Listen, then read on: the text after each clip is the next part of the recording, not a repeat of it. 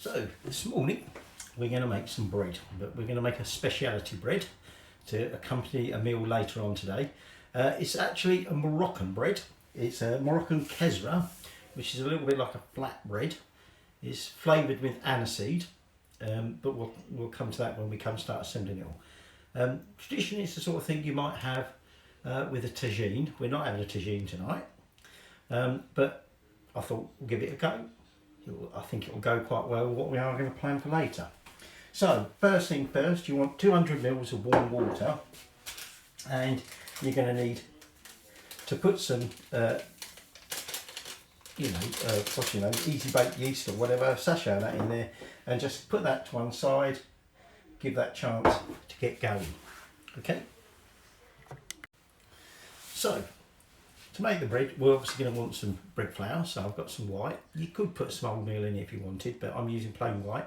250 grams of that. And then some semolina. I've got 75 grams of semolina flour. Okay. You're going to want about a teaspoon of salt, and well, there's some sesame seeds to go with it later, but that's sort of just to finish off. But the main sort of flavouring is aniseed. Now, you can either use aniseed itself, or I'm using fennel seeds, okay, which are obviously an aniseedy flavour, but not perhaps quite as potent. You want about a teaspoon of that, up to a tablespoon if you like. I've got a tablespoon of fennel seeds. But what we need to do first off is lightly crush these seeds. So I'm just going to give them a little bit of a crushing in the mortar pestle. Okay, so that's giving them a little bit of light crushing. So I'm going to add my semolina flour to the main flour and the salt. Okay, you could add a little bit more salt if you like, but I'm tending to find I don't like my loaves too salty. And then we're just going to tip that lightly crushed fennel seeds. Like I say, it can be fennel seeds, it can be aniseed. I think there's something else, but I can't remember what it was now. So all I'm just going to do is mix these together, and I'm just going to give this a few more minutes just to make sure it's activated, and then we'll start making the dough. Okay, so I've given them a mix together, I've made a little well in the middle, and all I'm going to do now is pour that yeast water into there. Just going to get out that remaining yeast. Okay. And then all I'm going to do is just now combine this together to make a dough. Alright, and then you'll need a little bit of plain flour or bread flour or whatever, just to lightly flour your surface for when we come to kneading. Right, so there's the dough turned out, and so just like if we were making a normal loaf, I'm now just going to knead this for about 10 minutes. And so was it 12:04? I was about to say her name, and then later when I play this back, it will set her off again, so I won't say her name. Alright, I'll just keep my eye on the clock. So we knead it for about 10 minutes, and then just like any other bread dough, it's then going to go back into the bowl, and we're going to let it then rise till it's more or less doubled in size. Okay. We don't need a loaf tin for this particular one. This one we're going to make into flat, sort of flattish discs. Okay, so like I said, it's a bit like a flatbread, but it's a leavened flatbread, so it won't be completely flat. Alright, so I'm just going to carry on kneading this, and then when we're ready for the next stage, I'll come back. Right, so that's had 10 minutes now. I'm just going to turn that to that bowl. Now, if you wanted to lightly oil or grease that bowl, you could do. I never bother, because even if it does stick, it just comes straight out. So that's going to go in there. I'm covering it over with my trusty beeswax, homemade beeswax wraps. Okay, and then we're just going to put that in a warm place. And like I say, we want to keep that until it's about doubled in size. Okay, and then we'll come back and do the knocking back and forming the loaves. So that's at about 45 minutes and it's pretty much double in size. But before we do our knocking back, we'll need a baking tray or two, okay? And what we're going to do is we're just going to lightly oil the surface, okay? Because we're going to be putting our loaves out onto the baking tray to do the final proving. Now you could use your silicone mats, but given that I tend to use them to put meringue on, meringue and oil, not a good mix. Okay, so I know you can wash them, but you don't want any trace of grease.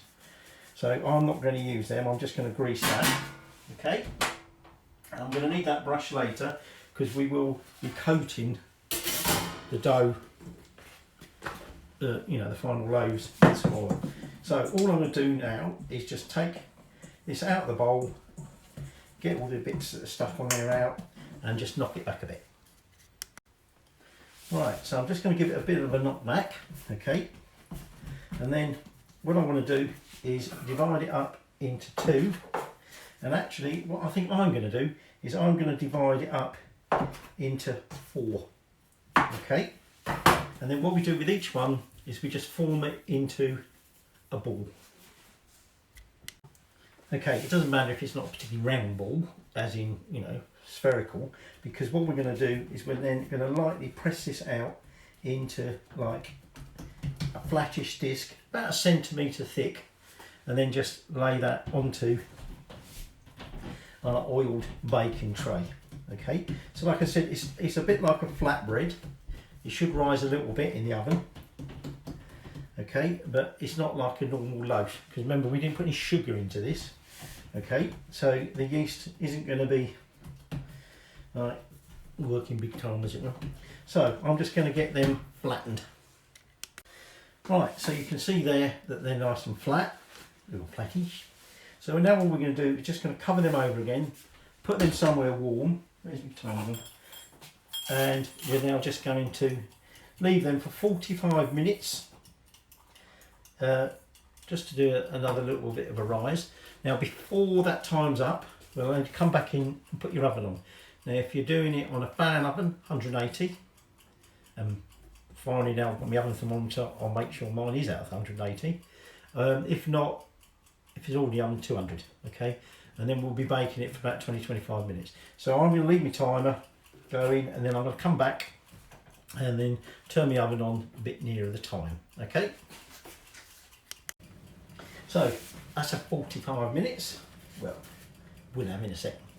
So there you go, they've risen slightly, okay.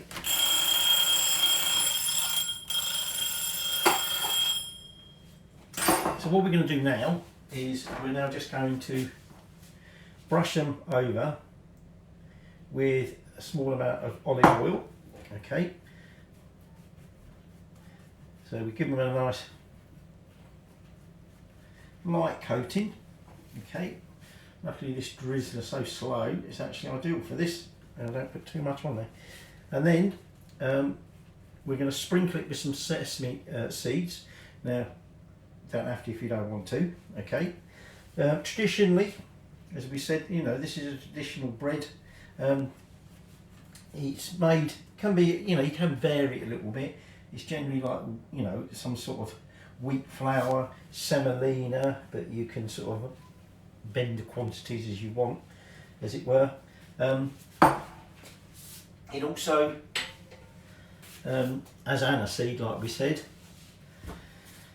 but again you can alter the quantities of that. So what I'm going to do now is I'm just going to give it a little bit of a sprinkling over with some sesame seeds, and they can go every bloody where.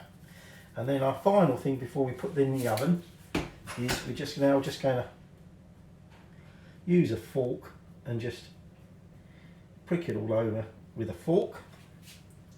Okay, give it a nice forking, as the actor said to the mission. Right, so that's now going in the oven for about 20-25 minutes, okay, until they're sort of a golden brown colour, and then we'll whip them out, okay. Now then, that's giving them, I gave them an extra 5, well, almost an extra 10 minutes actually. Like you may have picked up from before, I'm now using another thermometer, and as a result I'm having to get used to things taking the suggested time rather than about 10 minutes less time. So there you go, there's our bread baked. What I'm going to do is I'm just going to let them cool for a minute or two, put them on a wire rack, and then I think we might break one and taste it later. Now the aniseed is quite potent. Again, if you watch, you know I have no idea because I can't smell. But the wife said it's really strong. It was really strong before I even opened the oven, apparently. So we'll let them cool, and when they're cool enough to try, we'll taste. Okay, so here is one of our breads. Okay, it's still warm, but it probably actually been quite nice warm. It's quite a hard outer. Most of the sesame seeds actually didn't stick, they just all fell off. So I've knocked them all off. So let's just break into it so you can see inside there. Looks nice and moist. Okay, moist. Get told off by saying that, or used to, place I used to work. Don't say that. Apparently you can't say moist. So, crunchy outer.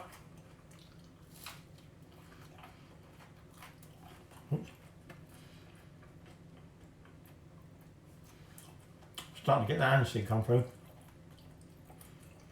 So, ideal for sort of dipping into the sauce of tagine or stew or gravy or whatever. So, definitely get the aniseed. That is your Moroccan Kesra. Speciality bread for later. Enjoy.